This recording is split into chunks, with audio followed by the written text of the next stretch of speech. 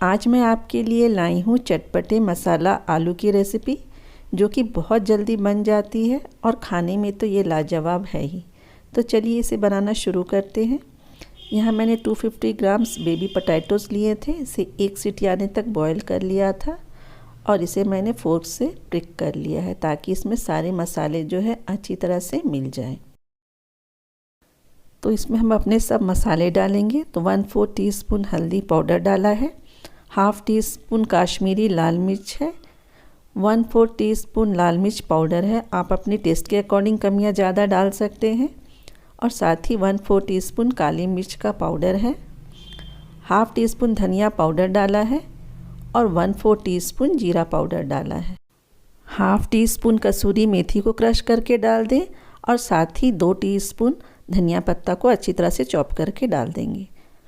स्वादानुसार नमक ऐड कर देंगे। खड़े मसालों में मैंने 1 छोटी इलायची, 2 लौंग और 2 दालचीनी के स्टिक लिए थे, उसे भी डाल देंगे। और यहाँ मैंने हाफ़ कप फिटी हुई दही ली थी। इसे अच्छी तरह से पहले फेंट लें। दही ज़्यादा खट्टी ना हो, इस बात का ध्यान रखना है। और उसे भी डालकर हम अच्छी तरह से एक बार चला लेंगे। 1 टीस्पून अदरक लहसुन का पेस्ट डालेंगे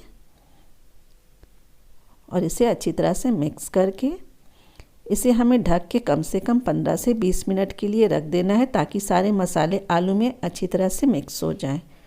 यहाँ मैंने 2 टेबलस्पून ऑयल गरम कर लिया था।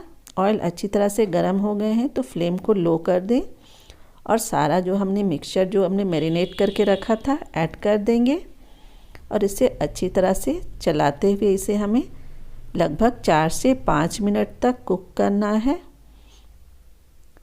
दोस्तों, ये बहुत ही जल्दी बनने वाली रेसिपी है।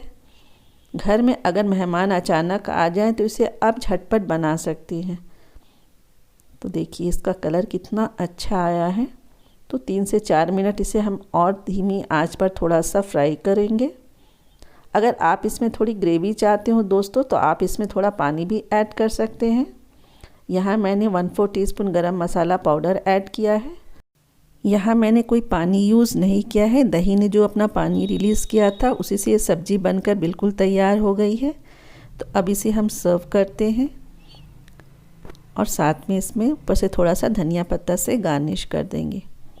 तो ये सब्ज़ी खाने में आप पूरी के साथ खाएं, पराठे के साथ खाएं, चावल के साथ खाएं, बहुत टेस्टी बनती है। अगर आपको मेरी रेसिपी पसंद आई हो तो इसे लाइक करें और चैनल को सब्सक्राइब ज़रूर करें।